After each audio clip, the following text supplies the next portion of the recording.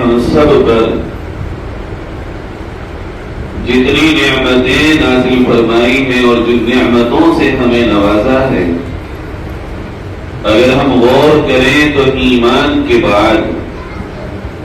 سب سے بڑی نعمت اس ایمان کی بقا کے لیے جو رب کریم نے عطا کی ہے وہ قرآن عظیم۔ قرآن عظیم یہ اللہ کا کلام ہے جو ان بچوں نے اپنے سینوں میں محفوظ کیا ہے۔ بچوں کا قرآن کریم کو حفظ کرنا اور اپنے سینوں میں لفظ بلفظ حرف بحرف یاد کر لینا، یہی قرآن کریم کا بہت بڑا معجزہ ہے۔ قرآن کے علاوہ کوئی اور کتاب کوئی اس طرح یاد کر کے دکھا دے۔ پوری دنیا میں جتنے بھی مذاہب ہیں، ہم کسی کی توہین نہیں کر رہے ہیں، لیکن ہمیں اپنے مذہب پر یہ فخر ہے اور اللہ کا شکر ادا کرتے ہیں کہ جس مذہب کو ہم ماننے والے ہیں اور اس مذہب کی جو کتاب ہے، یہ ہمارا دعویٰ بھی ہے اور یہ سچائی بھی ہے کہ خالصتاً اس پوری روئے زمین پر آج اگر کوئی کتاب آسمانی پورے طور پر صحیح باقی ہے تو وہ صرف قرآن۔ اللہ کا کتنا بڑا انعام ہے جن بچوں کو ابھی کپڑے پہننے کا سلیقہ نہیں آتا، جنہیں بھی اچھے برے کی کوئی تمیز نہیں، جنہیں اپنے نفع نقصان کا کوئی علم نہیں، لیکن پروردگار عالم انہیں اپنی یہ کتاب اس انداز میں ان کے دلوں پہ نوٹ کرا دیتا ہے، ایسا لگتا ہے جیسے کمپیوٹر کا کوئی بٹن ہو، دبائیے اور وہ چالو ہو جائے۔ ان کے سامنے کوئی آیت پڑھیے اور یہ چالو ہو جاتے ہیں۔ پھر ہر وہ بندہ جو خود قرآن کو حفظ کرنا چاہے یا وہ بندہ جو قرآن کو حفظ کرانا چاہے، یہ چاہتوں پہ نہیں ہوتا۔ چاہنے والے تو بہت ہیں، بہت سے بھائیوں نے چاہا ہوگا ہم حافظ بن جائیں، بہت سے بھائیوں نے چاہا ہوگا اپنی اولاد کو بنا دے، مگر سب کے چاہنے پہ کہ سب حافظ قرآن بن گئے، سب کی اولادیں بن گئی۔ ایک استاد کے پاس نہ جانے کتنے بچے آئے ہوں گے پڑھنے کے لیے، استاد محترم نے ان سب کے لیے چاہا ہوگا کہ میں ان سب کو حافظ بنا دوں، ان کے لیے محنت بھی کی ہوگی، اللہ سے دعا بھی کی ہوگی، کوششیں بھی کی ہوں گی، مگر کہ ایک استاد کے پاس کلاس میں جتنے بچے آتے ہیں وہ سب حافظ بن جاتے ہیں؟ نہیں بنتے۔ حافظ قرآن صرف وہی بنتا ہے جسے اللہ رب العزت چن لیتا ہے۔ یہ حفظ کلام پاک بندوں کی فقط اور صرف چاہتوں میں نہیں ہوتا، یہ اللہ تعالیٰ ہزاروں سینوں میں سے کسی ایک سینے کو چنتا ہے اپنی کتاب کی حفاظت کے لیے اور اپنی کتاب کو اس کے سینے میں منتقل کرنے کے لیے۔ اس دنیا سے بننے سے 1000 برس پہلے اللہ رب العزت نے اپنی زبان مبارک سے جو بھی اس کی زبان ہو، جیسی بھی ہو، اس کی شان کے مطابق وہ زبان سے آنکھ، ناک، کان اور جسم سے پاک ہے۔ اللہ رب العزت مکان سے بھی پاک ہے، وہ ہر اس چیز سے پاک ہے جس میں مخلوق کی شبیہ آتی ہو، لیکن اللہ نے جیسے بھی اپنی شان کے مطابق تلاوت کی، فرمایا حدیث پاک میں کہ دنیا کے 1000 برس بننے سے پہلے اللہ تعالیٰ نے سورہ یاسین اور سورہ طٰہٰ کو خود تلاوت کیا۔ یہ کون سا قرآن ہے جس کو اللہ نے از خود تلاوت کیا اور دنیا کے بننے سے 1000 برس پہلے، ہزاروں برس پہلے جب اللہ نے سورہ طٰہٰ اور یاسین کو پڑھا تو فرشتوں نے جب سنا تو مچل اٹھے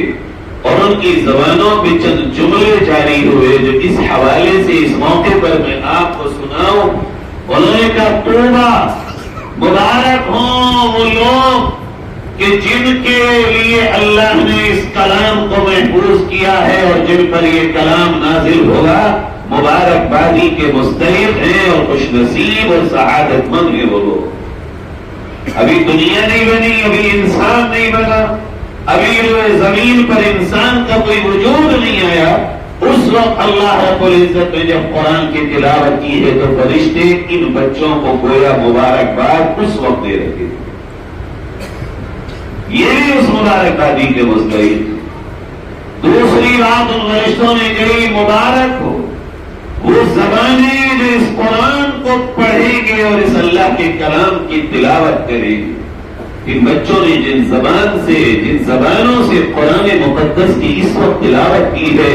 ان زبانوں کے لیے مبارکباد اور ان زبانوں کو خوش نصیب زبانیں اس وقت اللہ کی پاک مخلوق فرشتے کہہ رہی ہے کہ جس وقت یہ دنیا بھی وجود میں نہیں آئی.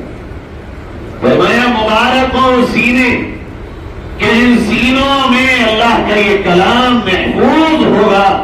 آج یہ بچے بھی اس مبارکبادی کے مستحق ہیں. میری آپ کی مبارکبادی کی وہ کوئی وقت نہیں ہو سکتی جو ان بچوں کو فرشتوں نے دنیا بننے سے پہلے مبارکبادی.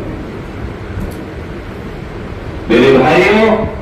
اللہ رب العزت نے ہمارے آپ کے اوپر اس برے سے برے وقت میں بھی یہ کرم فرما رکھا ہے کہ ہمارے پاس قرآن، ہمارے پاس اللہ کا یہ کلام اور اس کلام کو پڑھنے والے اتنی بڑی تعداد میں ہمارے پاس موجود ہیں کہ ہمیں یہ یقین کامل ہے کہ دنیا مٹاتے مٹاتے مٹاتے مٹاتے یہ دنیا مٹ جائے گی مگر اللہ کا کلام اس دنیا سے کبھی نہیں مٹے. کیسے مٹ سکتا ہے؟ جو قوم اپنے بچوں کو نونہالوں کو اپنے جگر کے ٹکڑوں کو پیسہ کمانے کے بجائے اللہ کے کلام پہ لگاتی ہو، صبح شام ان سے قرآن پڑھواتی ہو، اور جس قوم کے افراد قرآن کریم کو پڑھوانے پہ فخر محسوس کرتے ہوں، ہمارا یقین ہے نہ یہ قوم مٹے گی، نہ یہ قرآن مٹے گا، نہ یہ دین مٹے گا انشاءاللہ. حالات کب نہیں آئے ہیں اور کب نہیں آتے ہیں، اور کون سا ایسا زمانہ رہا جس میں حالات امت پہ نہ آئے ہوں. حضرت عثمان غنی رضی اللہ تعالی عنہ کی شہادت کے بعد سے لے کر آج تک یہ امت حالات میں ہے، اور حضرت عیسیٰ کے زمین پہ آنے تک یہ امت حالات میں رہے گی. انہی حالات میں ہمیں آپ کو جینا پڑے گا. کبھی کے دن بڑھے، کبھی کی راتیں بڑھی، یہ چلتا رہے گا. کبھی لگے گا بہت اچھے ہو گئے اور کبھی لگے گا کہ بہت پریشانیاں آ گئی، مگر حالات سے کبھی نہ نکلی ہے یہ امت، نہ عیسیٰ علیہ السلام کے آنے تک نکل پائے گی. امتحانات آئیں گے، لیکن بڑی امید کی بات یہ ہے کہ جس ملک میں ہم رہتے ہیں، ایک واقعہ میں آپ کو سناؤں جو ابھی میں نے چند دن پہلے حج سے آنے کے بعد پڑھا،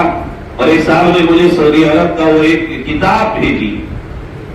اور اس میں لکھا تھا یا لیتنی کنت ہندیہ. یہ اس کتاب کا ٹائٹل ہے اور اس کتاب کا موضوع ہے یا لیتنی کنت ہندیہ. پیارو، آپ کو امید دلانے کے لیے کہہ رہا ہوں، اپنے اندر آپ یہ سوچئے اور غور کیجئے کہ اللہ نے آپ کو کس قدر نعمتوں سے اس دور میں نوازا. ایک خاتون ہیں، انہوں نے یہ کتاب لکھی، اس کا معنی ہے یا لیتنی کنت ہندیہ، کاش کے میں ہندوستانی ہوتی. ایک عرب خاتون کہہ رہی ہے کاش کے میں ہندوستانی ہوتی. کیوں لکھا اس نے یہ کتاب، اس کتاب کا یہ عنوان، اور کیوں تصنیف کی یہ کتاب؟ لکھا اس کے اندر برا اس نے واقعہ کہ جس بلڈنگ میں میں رہتی تھی اس بلڈنگ میں کچھ پاکستانی، کچھ ہندوستانی، کچھ بنگلہ دیشی، یہ کچھ سری لنکن، اور اس طرح یہ قریب قریب ملکوں کے بہت سارے لوگ بھی میری بلڈنگ کے الگ الگ فلیٹس میں رہتے تھے. میں دیکھتی تھی کہ جو ہندوستانی مسلمان میری بلڈنگ میں ہیں، جو پاکستانی مسلمان میرے بلڈنگ میں ہیں، جو بنگلہ دیشی مسلمان میرے بلڈنگ میں ہیں، ان میں بھی ہندوستانی مسلمانوں کے گھر روزانہ بغیر ناغے کے قرآن پڑھانے والے قاری صاحب آتے ہیں. اور جو ہم عرب ہیں اور جو ہم یو کے اور یو ایس کے لوگ ہیں، ہمارے یہاں ان کے یہاں روزانہ سکھانے والے ڈانسر آتے ہیں، روزانہ پیانے یہ کسی اور دیگر آلات سکھانے والے لوگ آتے ہیں، ان کے یہاں کوئی قرآن سکھانے والا نہیں آتا، اور ان کے بچے حافظ قرآن بن رہے ہیں کہ جب میرا بیٹا تھوڑا سا بڑا ہوا تو وہ بھی اسی سوسائٹی میں تھا، کہتی ایک دن میرا دل مچلا اور ان ہندوستانیوں کے بچوں کو دیکھ کے میرے اندر سے شوق اٹھا کہ کاش کہ میں بھی اپنے بچے کو حافظ قرآن بناؤں، اور میں نے اپنے بیٹے کو بٹھایا، اور بٹھانے کے بعد بہت ہی اہتمام اور بہت ہی سسٹم کے ساتھ، بہت عزت و احترام کے ساتھ اپنے بچے سے کہا بیٹے میری ایک دلی خواہش ہے اگر تم پورا کر سکتے۔ اس نے پوچھا ممی کیا ہے؟ کہ بیٹے میرا جی چاہتا ہے کہ تم حافظ قرآن بن جاؤ۔ کہتی برجستہ بغیر کسی تاخیر کے وہ بچہ مجھ سے فوراً یہ کہتا ہے کہ امی میں تو ہندوستانی نہیں ہوں۔ یعنی یہ اللہ نے اعزاز بخشا ہے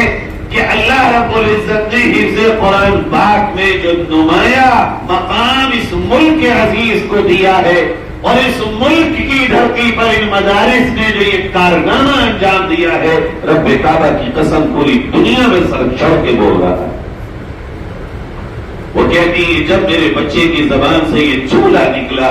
برجستہ میری زبان سے بھی یہی نکلا یا لیتنی کنت ہندیہ، کاش کہ میں بھی ہندوستانی ہوتی، اور یہ جواب میرا بچہ مجھے دے۔ میرے بھائیوں اس کی ہمیں آپ کو شاید اتنی قدر نہ ہو، ایک ٹاپو ہے پوری دنیا میں بہت سے سمندروں کے بیچ ملک بسے ہوئے ہیں، انہیں میں ایک ملک بسا ہوا ہے مالدیپ۔ مالدیپ اس کو اردو میں کہتے ہیں، اچھا خاصا بڑا ملک ہے، وہاں جو امام ہے تعجب ہوگا آپ کو 99% امام مسجدوں کے غیر حافظ ہیں۔ ہر سال وہاں کی حکومت ہندوستان سے تراویح میں قرآن سنانے کے لیے حافظوں کو لے کر جاتی ہے، اور 1 لاکھ 1.5 لاکھ 2 لاکھ روپیے خرچ کرتے ہیں حافظوں پر کہ ہمیں تراویح میں قرآن سننے کا موقع مل جائے اور یہ سعادت ہمیں نصیب ہو جائے۔ اور اس کا بہترین نمونہ جو ہم نے دیکھا تھا میرے بھائیوں، وہ دیکھا تھا ہم نے لاک ڈاؤن میں، وہ ماں باپ اپنے سینے چوڑے کیے ہوئے تھے جن کے گھروں میں حافظ تھے، اور رمضان آیا وہ فخریہ کہتے تھے کہ الحمدللہ میرا بیٹا حافظ ہے، اور میں گھر میں تراویح اپنے بچے کے پیچھے پڑھ رہا ہوں۔ اور جن کے بچے حافظ قرآن نہیں تھے وہ مایوس تھے، وہ تڑپ رہے تھے کہ ہاں یہ کیا ہوا، ہماری تو تراویح نہیں ہو رہی، الم طرح سے پڑھ رہے ہیں، اکیلے پڑھ رہے ہیں۔ سچ یہ ہے کہ حفظ قرآن کریم اللہ رب العزت قدردانوں کو دیتا ہے، اور میں آپ کو اس ملک کے ایک ایک اس مسلمان کو مبارکباد دیتا ہوں کہ جو ان اداروں کی قدر کرتے ہیں، ان مدرسوں کی، مسجدوں کی، ان مکاتب کی قدر کرتے ہیں، اور اپنی اولاد اور اپنا مال دونوں ان کو دیتے ہیں۔ اگر یہ قوم اپنی اولاد اور اپنی نسل ہمیں نہ دے اور مال ہمیں نہ دے تو ہم ایک بچے کو بھی نہیں پڑھا سکتے۔ اس میں ہم علماء کا کوئی کمال نہیں، آپ قوم ہمارے ساتھ کھڑی ہے، اس ملک کا مسلمان ہمارے ساتھ کھڑا ہے، اس ملک کی قوم کی بڑی تعداد ہمارے ساتھ شانہ بشانہ کھڑی ہے،